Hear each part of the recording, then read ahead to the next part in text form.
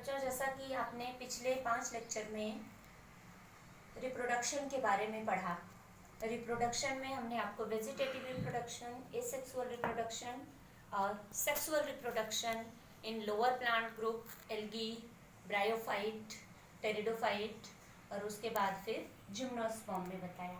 बच्चों, now we will discuss about the sexual reproduction in flowering plants. Those are the angiosperm. Angiosperm ये ऐसा plant group है जिसको आप फ्लावरिंग प्लांट्स के नाम से जानते हो।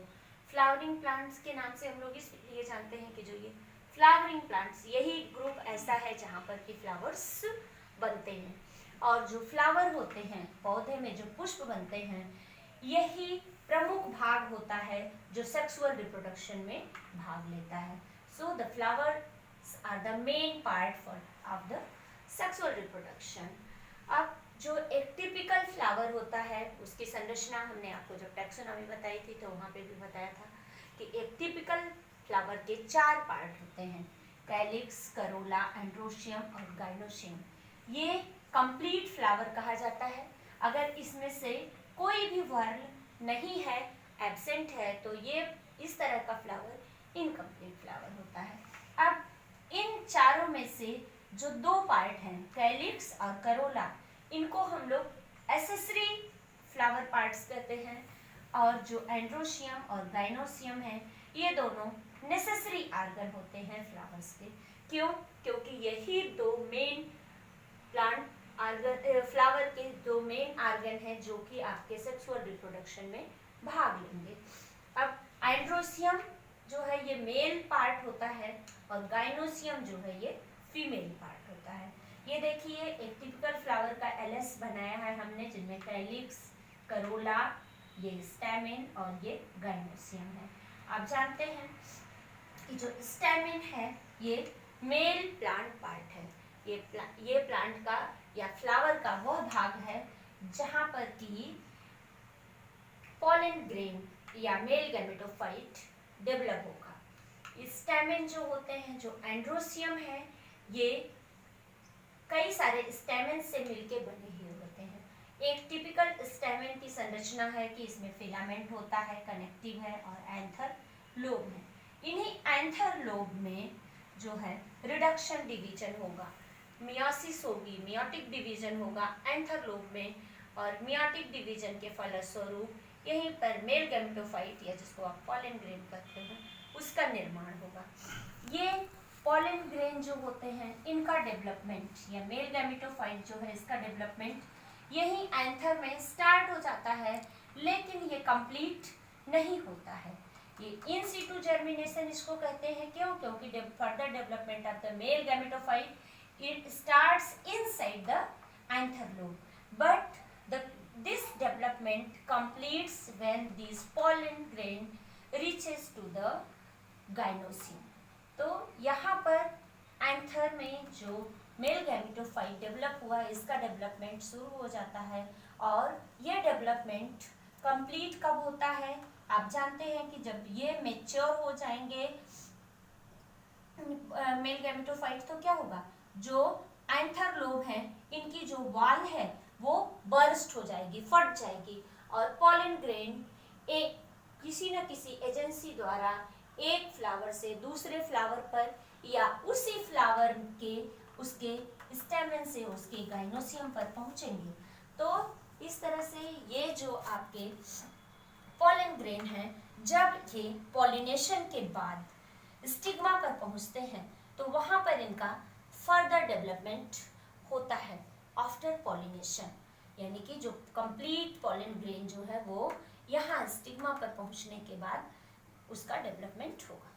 इसी तरह से जो सेकेंड रिप्रोडक्टिव ऑर्गन है वो है gynoecium. First is stamen and second is gynoecium. बच्चों, जो गाइनोशियम है ये देखिए, स्टिग्मा, स्टाइल और ओवरी, इसके 3 पार्ट हैं। और यहाँ पर भी जो मेन पार्ट है वो क्या है? ओवरी, क्योंकि इसी ओवरी के अंदर ओव्यूल होते हैं और इन्हीं ओव्यूल्स में सीड का निर्माण होगा। तो इस ओवरी में मियोटिक डिवीजन के फलस्वरूप ओव्यूल बनता है और एक टिपिकल ओव्यूल की संरचना हमने आपको बताई है। इसमें 3 सेल्स होती हैं एक सिरे पर और 3 सेल्स होती हैं दूसरे सिरे पर। ये 3 सेल्स एंटीपोडल्स कहलाती हैं और ये 3 सेल्स जो हैं वो, इनमें से जो सेंटर सेल होती है वो एग सेल होती है और जो साइड की सेल्स होती हैं ये सिनर्जिड्स होती हैं। इनमें बीच में 2 सेल एक साथ जुड़ी हुई होती हैं, उन्हें पोलर न्यूक्लियाई कहते हैं। इसका फॉर्मेशन और कंप्लीट डेवलपमेंट और टाइप ऑफ ओव्यूल ये इसी चैप्टर में आगे हम लोग डिस्कस करेंगे कि किस तरह से ये ओव्यूल का फॉर्मेशन होता है, किस तरह से इसके कितने पार्ट हैं। एक टिपिकल जो एंजियोस्पर्मिक ओव्यूल होता है दैट इज, देख लीजिए आप, 7 सेल्ड, इसमें 7 कोशिकाएं होती हैं, 3 3 6 और 1 7 कोशिका, but it is 8 nucleated, 1 2 3 nucleus, 1 2 3 6 nucleus और ये 2 पार्ट। तो आपसे पूछा जाता है कि typical ovule is 7 celled and 8 nucleated. ये इंपॉर्टेंट क्वेश्चन है, याद रखिएगा, हम आगे आपको डिटेल में बताएंगे इसके बारे में। तो इस ओवरी में मियोटिक डिवीजन के फलस्वरूप जो है ओव्यूल का निर्माण होता है। अब जब ये जो आपका पोलन ग्रेन है ये यहाँ पहुँचता है स्टिग्मा पर, तो इसके बाद उसमें पोलन ट्यूब बनती है, वो जर्मिनेट होता है और जो पोलन ग्रेन है वो, उसमें जो जनरेटिव न्यूक्लियस होता है वो 2 भागों में डिवाइड होता है। एक फर्स्ट मेल गैमीट बनाता है और दूसरा सेकेंड मेल गैमीट बनाता है। जो फर्स्ट मेल गैमीट है, जब पोलन ट्यूब यहाँ ओव्यूल के अंदर पहुँचती है तो वो उसके टिप जो होता है, उसका जो शिरा होगा वो बर्स्ट हो जाएगा और जो पोलन ग्रेन होगा, जैसे जब वो यहाँ से इंटर करती है, यहाँ पहुँचती है, तो जो इसका सिरा होता है ये बर्स्ट हो जाता है और यहाँ पे 2 मेल गैमीट रिलीज होते हैं। इनमें से फर्स्ट मेल गैमीट आकर के फ्यूज होता है एग सेल से। First male gamete fuses with egg cell and it forms the zygote, और यही जाइगोट जो है, ये zygote is the first cell of the sporophytic generation. इसके बाद ये इम्ब्रियो में डेवलप होता है, इम्ब्रियो से सीड बनता है और ये सीड आप जानते हैं कि एंजियोस्पर्म में जो सीड्स होते हैं वो इनक्लोज्ड होते हैं फ्रूट के अंदर, और ये फ्रूट हेल्प करते हैं डिस्पर्सल में, सीड के डिस्पर्सल में।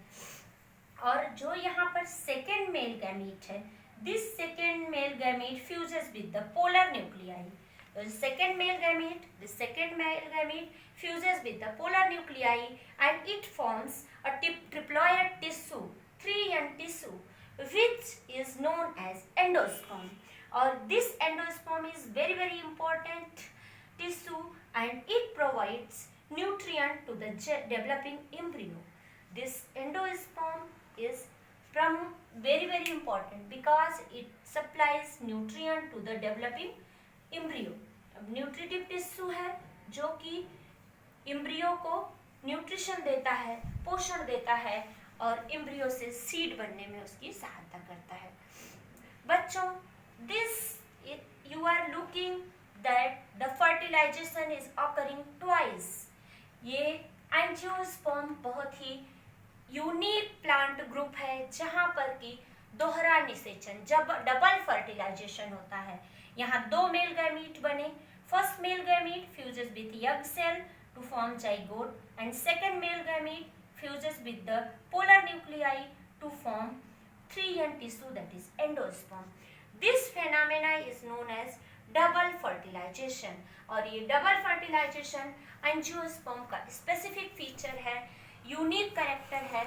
आपने इसके पहले जो मैंने प्लांट ग्रुप आपको बताया वो था जिम्नोस्पर्म। आपने देखा था कि जिम्नोस्पर्म में जो एग है, एग से एक जो मेल गैमीट है वो फ्यूज करके जाइगोट बनाता है, और वहाँ पर जो एंडोस्पर्म था that was haploid because that was gametophytic origin, that was of gametophytic tissue, so that was haploid. ये आपसे कई बार एग्जाम्स में पूछा जाता है कि जिम्नोस्पर्म में एंडोस्पर्म का जो जेनेटिक कंस्टिट्यूएंट है वो कैसा है, हैप्लॉयड, डिप्लॉयड, ट्रिप्लॉयड।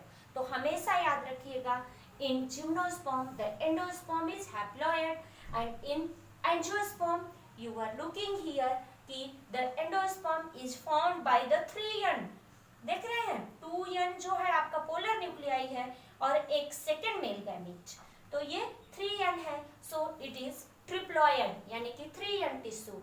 तो ऑलवेज रिमेंबर बच्चों कि जो एंजियोस्पर्म है इसमें जो एंडोस्पर्म है दैट इज ट्रिप्लॉयड।